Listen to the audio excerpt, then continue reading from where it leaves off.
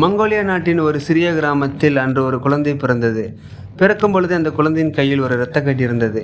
அதை பார்த்த முதியவர், இது சாதாரண குழந்தை அல்ல, எதிர்காலத்தில் இந்த உலகையே ஆளப்போகிறான் என்று பெருமையுடன் சொன்னார். அந்த குழந்தைக்கு அவர்கள் தெமுஜின் என்று பெயர் வைத்தனர். ஒரு நாள் தெமுஜின் தனது தந்தை எசுகியுடன் குதிரையில் சென்று கொண்டிருந்தான்.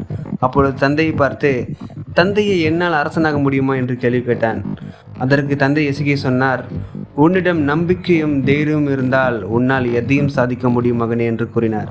அந்த வார்த்தைகள் தெமுஜின் மனதில் ஆழமாக பதிந்தது. ஒரு நாள் விருந்துக்கு சென்ற எசுகையின் உணவில் அவர்கள் விஷம் கலந்தனர். மரணப்படுக்கையில் இருந்த எசுகை தனது மகன் தெமுஜி அழைத்து பேசினார். மகனே, இனிமேல் நமது மக்களை நீதான் பாதுகாக்க வேண்டும் என்று கூறி உயிர் விட்டார். ஒவ்வொரு கடின சூழலும் தெமுஜினை செங்கிஸ்கானாக மாற்றிக்கொண்டிருந்தது. செங்கிஸ்கான் என்றால் அரசனுக்கெல்லாம் அரசன்.